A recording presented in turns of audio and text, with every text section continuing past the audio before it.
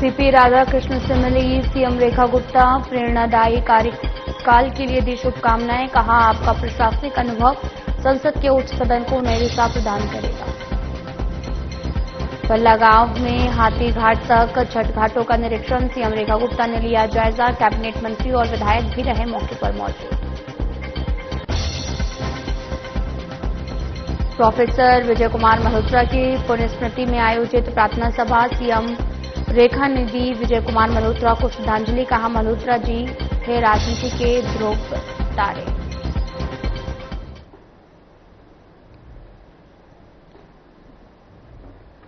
नमस्कार, मैं हूं आपके साथ अंकिता पाल। बुलेटिन की शुरुआत करते हैं। दिल्ली की मुख्यमंत्री रेखा गुप्ता ने उपराष्ट्रपति सीपी राधाकृष्णन जी से भेंट की है, उन्हें हार्दिक शुभकामनाएं दी हैं। इस मौके पर उन्होंने कहा कि आपका राष्ट्र की प्रगति, संविधान की मर्यादा और लोकतांत्रिक मूल्यों के प्रति अटूट समर्पण, साथ ही आपका समृद्ध राजनीतिक और प्रशासनिक अनुभव संसद के उच्च सदन को नई दिशा प्रदान करेगा, राष्ट्र के कल्याण में महत्वपूर्ण योगदान देगा। आपके यशस्वी, प्रभावशाली और प्रेरणादायी कार्यकाल के लिए हृदय से शुभकामनाएं।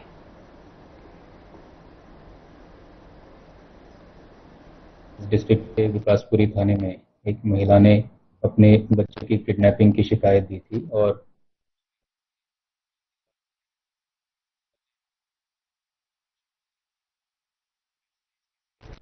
दिल्ली के सीएम रेखा गुप्ता ने शनिवार को बोट से यमुना नदी के प्रवेश बिंदु पल्ला गांव से लेकर आईटीओ के नजदीक स्थित हाथी घाट तक कई छठ घाटों का दौरा किया। इस दौरान उनके साथ दिल्ली के कैबिनेट मंत्री प्रवेश साहिब सिंह और कपिल मिश्रा के अलावा लक्ष्मी नगर से विधायक अभय वर्मा और कई विभागों के अधिकारी मौजूद रहे। इस दौरान मुख्यमंत्री ने कहा कि यमुना तट पर महापर्व छठ पर्व की तैयारियों को लेकर सरकार पूरी तरीके से गंभीरता और युद्ध स्तर पर काम कर रही है। आज पल्ला गांव से लेकर हाथी घाट तक लगभग 3 घंटे तक छठ घाटों का निरीक्षण किया गया। बोट से यमुना जी के किनारों का विस्तृत सर्वे किया गया। उन्होंने कहा कि यह जमीनी सर्वेक्षण केवल व्यवस्थाओं की समीक्षा नहीं, बल्कि दिल्ली में एक भव्य और सुव्यवस्थित छठ आयोजन सुनिश्चित करने की ठोस नींव है।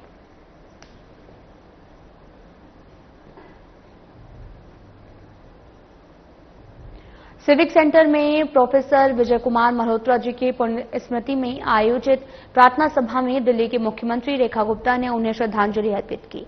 सीएम रेखा गुप्ता ने कहा कि श्रद्धेय मल्होत्रा जी दिल्ली की राजनीति के ध्रुव तारे थे, जिन्होंने राष्ट्र सेवा, सत्यनिष्ठा और सादगी को अपने जीवन का आधार बनाया।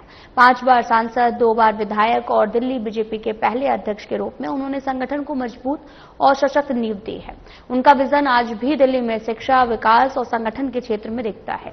उन्होंने आगे ये भी कहा कि मल्होत्रा जी का योगदान केवल राजनीति तक सीमित नहीं था, उनकी छाप कॉलेजों, स्कूलों और नीति निर्माण में भी देखी जा सकती है और दिल्ली को उनकी कमी खल रही है। उनका जीवन हमें ये सिखाता है कि सेवा और सिद्धांतों के प्रति अटल निष्ठा ही सच्ची विरासत है।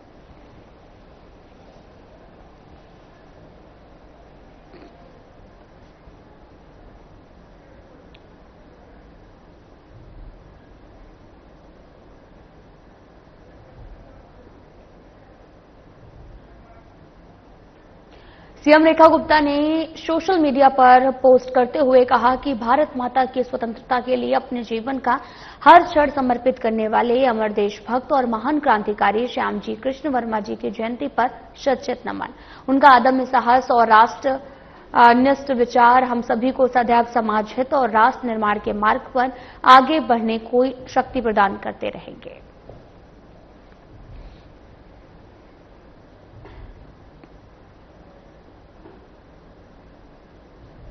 सीएम रेखा गुप्ता ने ट्वीट करते हुए कहा कि प्रधानमंत्री नरेंद्र मोदी जी के नेतृत्व में उत्तर पूर्व भारत विकास, विश्वास और नई ऊर्जा का प्रतीक सड़कें, रेल मार्ग, हवाई अड्डे, आईआईटी, एम्स और आधुनिक सुविधाएं उन राज्यों तक पहुंच चुकी हैं जिन्हें कभी अंतिम माना जाता था। आज वही क्षेत्र राष्ट्र की प्रगति की प्रथम प्राथमिकता है और यही एक भारत, अखंड भारत की सजीव अनुभूति है और यही बीजेपी की राष्ट्रनिष्ठ राजनीति का उद्देश्य है। आज तालकटोरा इंडोर स्टेडियम में आयोजित 8th north east student festival NEST fest 2025 my home India में सम्मिलित होकर इस भावना को और करीब से अनुभव किया है। इस अवसर पर मिजोरम के राज्यपाल, पूर्व सेना प्रमुख जनरल विजय कुमार सिंह और साथ ही बीजेपी के वरिष्ठ सुनील देवघर जी भी उपस्थित रहे। उत्तर पूर्व के युवा हमारी राष्ट्रीय शक्ति का सजीव प्रतीक है। दिल्ली उनके सपनों को पंख देती है और पूरा भारत उनकी ऊर्जा से समृद्ध होता है। हमारी प्रतिबद्धता है कि उत्तर पूर्व की ये प्रतिभा और परंपरा दिल्ली से जुड़कर विकसित भारत 2047 के सपने को गति दे।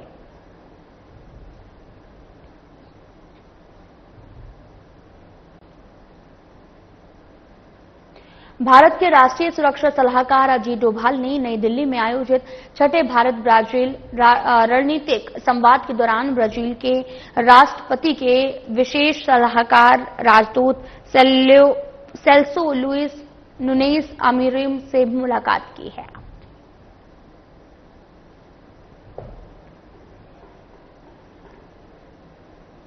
लाल किला ग्राउंड में नवश्री धार्मिक लीला समिति द्वारा आयोजित राम तिलक कार्यक्रम में प्रभु श्री राम जी का तिलक कर दिल्ली की समृद्धि का आशीर्वाद मांगा।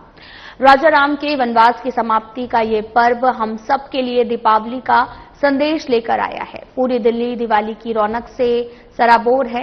इस तिलकोत्सव को और विशेष बनाया गया। जीएसटी बचाव उत्सव और स्वदेशी अपनाने के संकल्प में हमारी सरकार ने इस दीपावली से पहले दिल्ली वासियों को 1600 करोड़ के जीएसटी रिफंड देने की घोषणा की थी, जिसमें से 800 करोड़ का रिफंड जारी किया जा चुका है। दिवाली का यह उत्सव सुख, समृद्धि और संपन्नता लाए। प्रभु श्री राम का दिव्य आशीर्वाद हम सब पर बना रहे। हर जीवन में शांति और खुशहाली का वास हो। जय श्री राम। तो दिवाली की रौनक से सभी सराबोर रहे, ऐसा सीएम रेखा गुप्ता ने कहा। दरअसल सीएम रेखा गुप्ता पंडाल में पहुंची थी।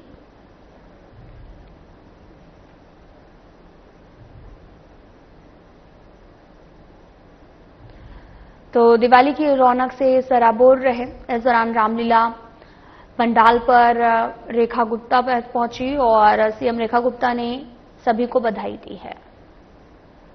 दिल्ली की मुख्यमंत्री रेखा गुप्ता ने उपराष्ट्रपति सीपी राधाकृष्णन जी से भेंट की है, उन्हें हार्दिक शुभकामनाएं दी हैं। इस मौके पर उन्होंने कहा कि आपका राष्ट्र की प्रगति, संविधान की मर्यादा, लोकतांत्रिक मूल्यों के प्रति अटूट समर्पण, साथ ही आपका समृद्ध राजनीतिक प्रशासनिक अनुभव संसद के उच्च सदन को नई दिशा प्रदान करेगा, राष्ट्र के कल्याण में महत्वपूर्ण योगदान देगा। आपके यशस्वी, प्रभावशाली और प्रेरणादायी कार्यकाल के लिए हृदय से शुभकामनाएं।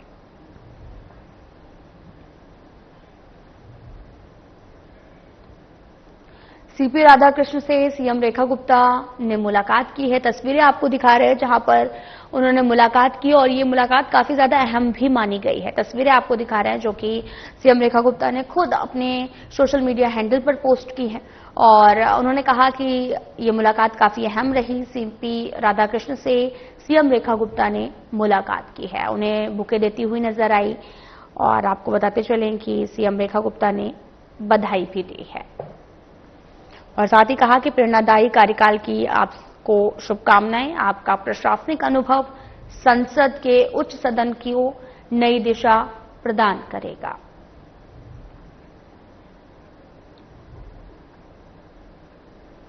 विकासपुर इलाके से अपहरण का एक सनसनीखेज मामला सामने आया है। यहां पर एक मां के पूर्व साथी ने सिर्फ इसलिए 7 साल के मासूम बेटे का अपहरण कर लिया क्योंकि महिला ने उसके साथ लिव इन रिलेशनशिप से इनकार कर दिया था और दिल्ली पुलिस ने त्वरित कार्रवाई करते हुए बच्चे को सकुशल छुड़ा लिया है। चारों आरोपियों को गिरफ्तार कर लिया गया है और साथ ही 28 सितंबर की दोपहर जब बच्चा स्कूल से लौट रहा था तभी 4 बदमाशों ने उसे उठा लिया। अपहरण के पीछे का मास्टरमाइंड महिला का पूर्व साथी अजय वर्मा था, जो महिला पर लिव इन रिलेशनशिप का दबाव बना रहा था। महिला के इनकार करने पर उसने बदला लेने की ठानी, बच्चे के अपहरण की साजिश रची। दिल्ली पुलिस की स्पेशल टीम ने सीसीटीवी फुटेज और सोशल मीडिया ट्रैकिंग के जरिए आरोपियों का पता लगाया है। फिर भी एक ऑपरेशन के दौरान बच्चे को सुरक्षित बरामद किया गया है। 28 अक्टूबर को वेस्ट डिस्ट्रिक्ट के विकासपुरी थाने में एक महिला ने अपने बच्चे की किडनैपिंग की शिकायत दी थी और उसमें उन्होंने वो जिनके साथ पहले रहती थी उस अजय नामक व्यक्ति पर शक जाहिर किया था। पुलिस ने इसकी सीरियसनेस देखते हुए तुरंत एफआईआर रजिस्टर कर दी और अलग अलग टीम्स गठित कर दी बच्चे की बरामदगी के लिए और फाइनली अथक परिश्रम के बाद बच्चे को हिसार हरियाणा से सकुशल बरामद किया था। इस किडनैपिंग में अजय ने अपने साथी अमित, सचिन और एक अन्य साथी जिसका नाम भी अजय है, उसकी मदद से किडनैपिंग की थी और बच्चे को हिसार में बंधक बनाया हुआ था। इस बंधक बनाने के पीछे इसका मकसद ये था, यह उस बच्चे की माँ को अपने साथ दोबारा रहने में, विवश करने में वो करना चाहता था और उनको मजबूर करना चाहता था। लेकिन पुलिस ने स्विफ्टली एक्ट करते हुए बच्चे को बरामद किया। इस पूरे ऑपरेशन में बच्चे की जान को कोई खतरा ना हो, ये हमारी टॉप प्रायोरिटी थी और हमारे प्रोफेशनल रिस्पांस में हम इस प्रधानमंत्री मोदी ने दिल्ली में कौशल दीक्षांत समारोह के दौरान कई युवा केंद्रित पहलों का शुभारंभ किया है। प्रधानमंत्री नरेंद्र मोदी ने कहा, कुछ सालों पहले हमारी सरकार ने आईटीआई छात्रों के लिए व्यापक स्तर पर दीक्षांत समारोह आयोजित करने की नई परंपरा शुरू की थी। आज इसी परंपरा की एक और कड़ी के साक्षी हम सभी बन रहे हैं। मैं भारत के कोने कोने से हमारे साथ जुड़ने वाले सभी युवा आईटीआई छात्रों को अपनी शुभकामनाएं देता हूं। साथ ही उन्होंने कहा कि यह समारोह इस बात का प्रतीक है कि आज का भारत कौशल को कितनी प्राथमिकता देता है। आज बिहार के युवाओं के सशक्तिकरण का यह मेगा कार्यक्रम है। यह दिखाता है कि एनडीए सरकार बिहार के नौजवानों को, महिलाओं को कितनी प्राथमिकता दे रही है। बात का प्रतीक है कि आज का भारत कौशल को कितनी प्राथमिकता देता है। आज देश भर के नौजवानों के लिए शिक्षा और कौशल विकास की दो और बड़ी योजनाएं लॉन्च हुई हैं। साथियों, ये कॉन्वोकेशन के पीछे जो विचार मन में था, यही था कि जब तक हम श्रम को प्रतिष्ठा नहीं देंगे, हुनर के लिए जो लोग काम करते हैं, जिनमें सामर्थ्य है, अगर उनका सार्वजनिक जीवन में सम्मान नहीं होगा तो शायद वो अपने आप को कम महसूस करेगा। और एक मानसिकता बदलने का एक अभियान है। हम श्रम एव जयते भी कहते हैं और हम श्रम एव पूज्यते भी कहते हैं। और इसलिए उसी भाव को लेकर के देश भर में आईटीआई के जो शिक्षार्थी हैं, उनमें भी एक विश्वास पैदा हो कि वो कहीं नहीं जा पाए इसलिए यहां आए, ऐसा नहीं है। ये भी एक बहुत ब्राइट फ्यूचर का रास्ता है, इसलिए आए हैं।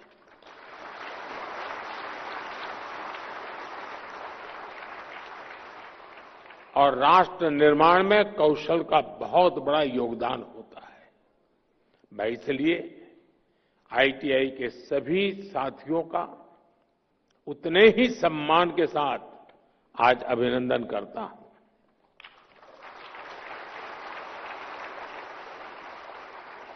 आज दो और बड़ी योजनाएं जो लॉन्च हुई है, 60,000 करोड़ रुपए की पीएम सेतु स्कीम से हमारी आईटीआई अब इंडस्ट्रीज के साथ सीधा और मजबूती से जुड़ेगी। देश भर में नवोदय विद्यालयों और एकलव्य मॉडल स्कूलों में 1200 स्किल लैब्स का भी आज उद्घाटन किया गया है। साथियों, जब इस कार्यक्रम की रूपरेखा बनी तो मूल कार्यक्रम तो यही था कि यह विज्ञान भवन में दीक्षांत समारोह का आयोजन तय हुआ था। लेकिन कहते हैं ना, सोने पर सुहागा, वैसा ही यहां भी हुआ। नीतीश जी के नेतृत्व में इस उत्सव को महाउत्सव बनाने का प्रस्ताव आया और इसलिए आज एक कार्यक्रम में दो कार्यक्रम बन गए। एक तो आईटीआई का भारत सरकार का कार्यक्रम और बिहार के ढेर सारे कार्यक्रम। आज बिहार के युवाओं के लिए भी इस मंच से अनेक योजनाओं और परियोजनाएं समर्पित हुई है। बिहार में नई स्किल ट्रेनिंग यूनिवर्सिटी,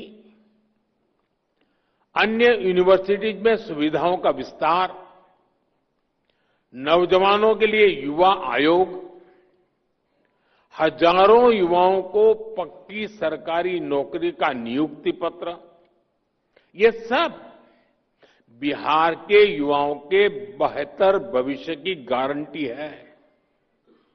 साथियों, कुछ दिन पहले ही बिहार की बहनों के रोजगार और आत्मनिर्भरता से जुड़ा एक बहुत भव्य कार्यक्रम में मुझे शरीक होने का अवसर मिला था। उसमें लाखों बहनों ने हिस्सा लिया था।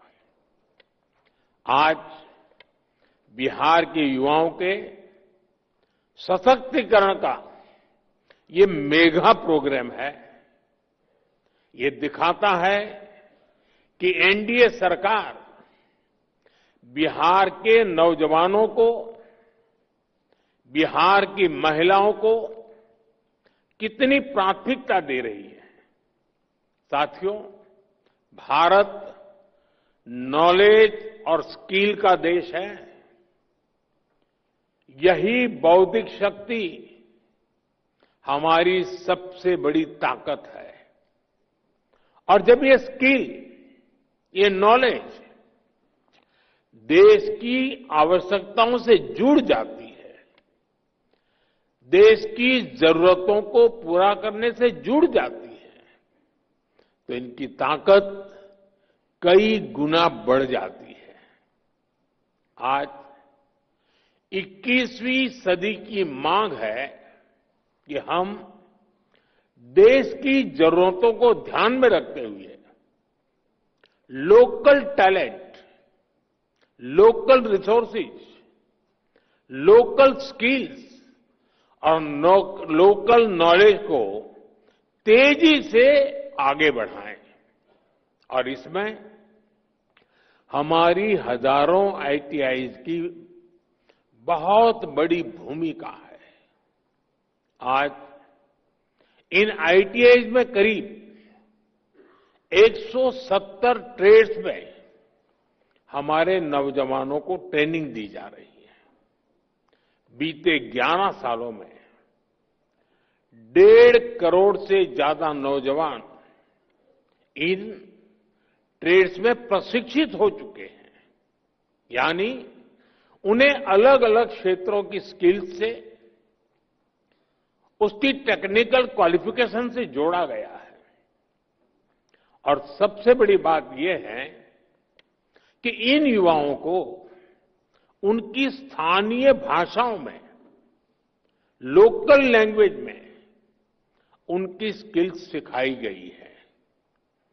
इस साल भी 10 लाख से ज्यादा students all India trade test में शामिल हुए। इनमें से मुझे अभी 45 से ज्यादा ऐसे सफल साथियों को सम्मानित करने का अवसर मिला है। साथियों, मेरे लिए गर्व का क्षण इसलिए भी है क्योंकि इसमें बड़ी संख्या में वो नौजवान साथी हैं जो ग्रामीण भारत से आते हैं, दूर दूर से आते हैं। फिलहाल बुलेटिन में इतना ही। नमस्कार।